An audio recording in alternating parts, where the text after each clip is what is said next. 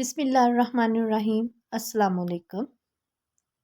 پہاڑوں کے فرشتے کی بات کے جواب میں آپ صلی اللہ علیہ وآلہ وسلم نے فرمایا، نہیں، مجھے توقع ہے کہ اللہ تعالیٰ ان کی اولاد میں ضرور ایسے لوگ پیدا فرمائے گا جو اللہ تعالیٰ کی عبادت کریں گے اور اس کے ساتھ کسی کو شریک نہیں ٹھہرائیں گے۔ اس پر پہاڑوں کے فرشتے نے جواب دیا، اللہ تعالیٰ نے جیسا آپ صلی اللہ علیہ وآلہ وسلم کو نام دیا ہے، آپ صلی اللہ علیہ وآلہ وسلم حقیقت میں رؤوف الرحیم ہیں، یعنی بہت معاف کرنے والے اور بہت رحم کرنے والے ہیں۔ طائف کے اسی سفر سے واپسی پر 9 جنوں کا آپ صلی اللہ علیہ وآلہ وسلم کے پاس سے گزر ہوا۔ وہ نسبِ ان کے رہنے والے تھے۔ یہ شام کے ایک شہر کا نام ہے۔ آپ صلی اللہ علیہ وآلہ وسلم اس وقت نماز پڑھ رہے تھے۔ جنات نے آپ صلی اللہ علیہ وآلہ وسلم کی قرات کی آواز سنی تو اسی وقت مسلمان ہو گئے۔ پہلے وہ یہودی تھے۔ طائف سے واپسی پر آپ صلی اللہ علیہ وآلہ وسلم مکہ میں داخل ہوئے تو حرم میں آئے اور بیت اللہ کا طواف فرمایا۔ اس کے بعد گھر تشریف لے گئے۔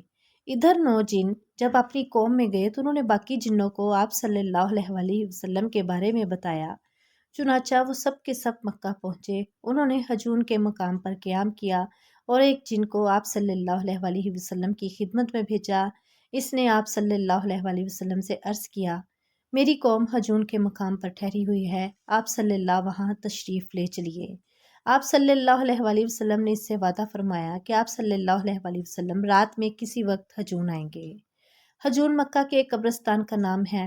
رات کے وقت آپ صلی اللہ علیہ وآلہ وسلم وہاں پہنچے۔ حضرت عبداللہ بن مسعود آپ کے ساتھ تھے۔ حجون پہنچ کر آپ نے حضرت عبداللہ بن مسعود کے گرد ایک خط کھینچ دیا اور فرمایا، اس سے باہر مت نکلنا۔ اگر تم نے دائرے سے باہر قدم رکھ دیا تو قیامت کے دن تک تم مجھے نہیں دیکھ پاؤ گے اور نہ میں تمہیں دیکھ سکوں گا۔ ایک روایت کے مطابق آپ صلی اللہ علیہ وآلہ وسلم نے ان سے یہ فرمایا، میرے آنے تک تم اسی جگہ رہو، تمہیں کسی چیز سے ڈر نہیں لگے گا، نہ کسی چیز کو دیکھ کر ہول محسوس ہوگا۔ اس کے بعد آپ صلی اللہ علیہ وآلہ وسلم کچھ فاصلے پر جا کر بیٹھ گئے۔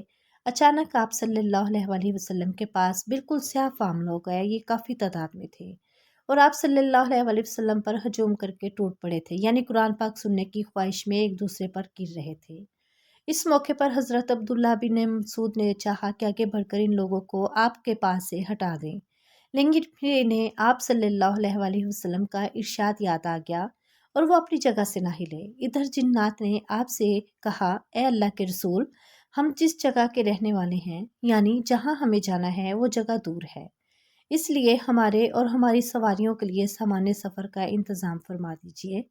جواب میں آپ صلی اللہ علیہ وآلہ وسلم نے ارشاد فرمایا، ہر وہ ہڈی جس پر اللہ کا نام لیا گیا ہو، جب تمہارے ہاتھوں میں پہنچے گی تو پہلے سے زیادہ پرگوشت ہو جائے گی، اور یہ لید اور گوبر تمہارے جانوروں کا چارہ ہے۔ اس طرح جنات آپ صلی اللہ علیہ وآلہ وسلم پر ایمان لائے۔ طفیل بن عمرو توسی ایک اونچے درجے کے شاعر تھے۔ یہ ایک مرتبہ مکہ آئے۔ ان کی آمد کی خبر سن کر قریش ان کے گرد جمع ہو گئے۔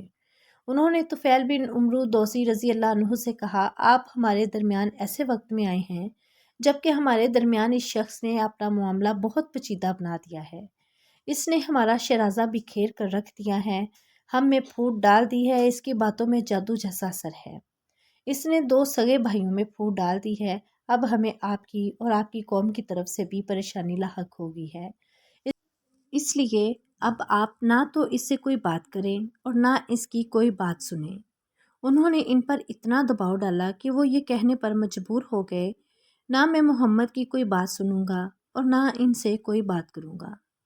دوسرے دن طفیل بن عمرو دوسی رضی اللہ عنہ کعبہ کا طواف کرنے کے لیے گئے تو انہوں نے اپنے کانوں میں کپڑا ٹھونس لیا کہ کہیں ان کی کوئی بات ان کے کانوں میں نہ پہنچ جائے۔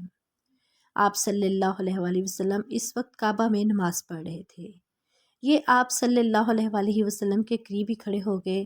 اللہ کو یہ منظور تھا کہ آپ صلی اللہ علیہ وآلہ وسلم کا کچھ کلام ان کے کانوں میں پڑ جائے۔ چنانچہ انہوں نے ایک نہایت پاکیزہ اور خوبصورت کلام سنا۔ وہ اپنے دل میں کہنے لگے، میں اچھے اور برے کی تمیز کر سکتا ہوں، اس لیے ان صاحب کی بات سن لینے میں حرج ہی کیا ہے؟